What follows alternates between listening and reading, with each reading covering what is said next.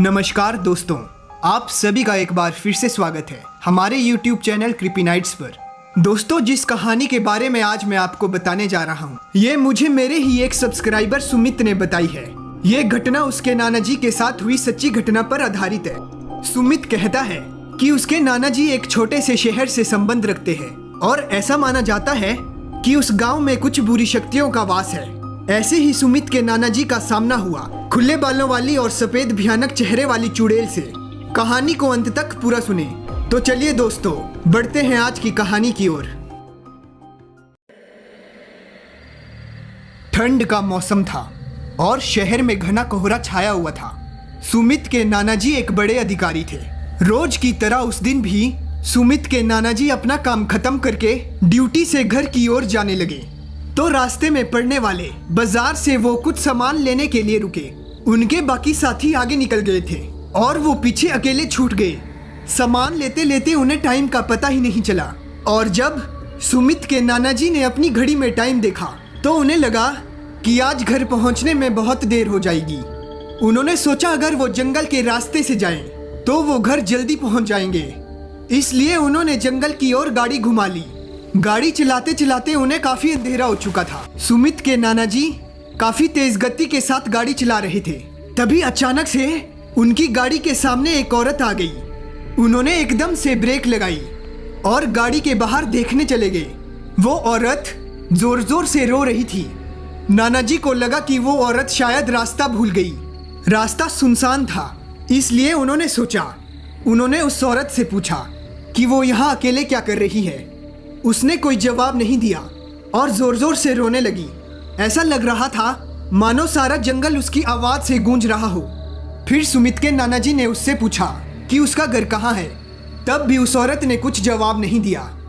फिर सुमित के नाना जी ने उस औरत से कहा, आओ मैं तुम्हें तुम्हारे घर छोड़ देता हूँ, बहुत रात हो चुकी है, तुम अकेले कहाँ जाओगी।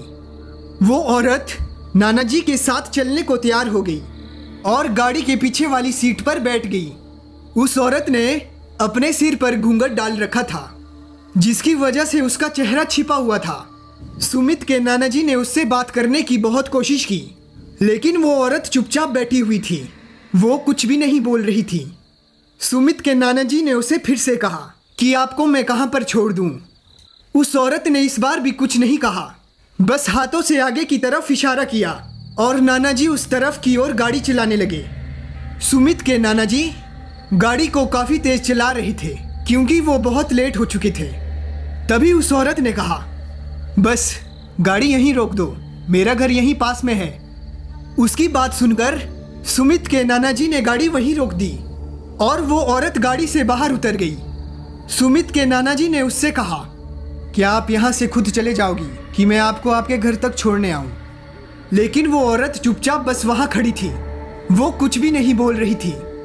सुमित के नाना जी को बहुत देरी भी हो रही थी तो उन्होंने वहां से निकलने का फैसला किया।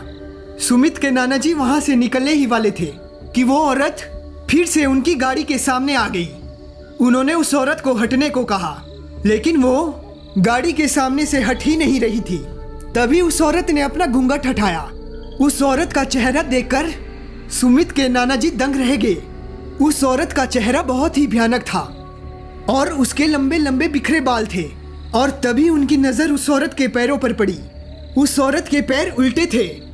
ये सब देखकर सुमित के नाना जी को पता चल गया कि ये कोई इंसान नहीं है, ये चुड़ैल है। उन्होंने देरी ना करते हुए वहां से गाड़ी बहुत तेज भगाई। कुछ रास्ते तक वो चुड़ैल उनका पीछा कर रही थी। वो चुड़ैल उनकी गाड़ी के पीछे पीछे भाग रही थी। जैसे भी करके सुमित के नाना जी वहां से बचकर अपने घर पहुंच गए और उनके साथ हुई इस घटना के बारे में वो आज तक नहीं भूले।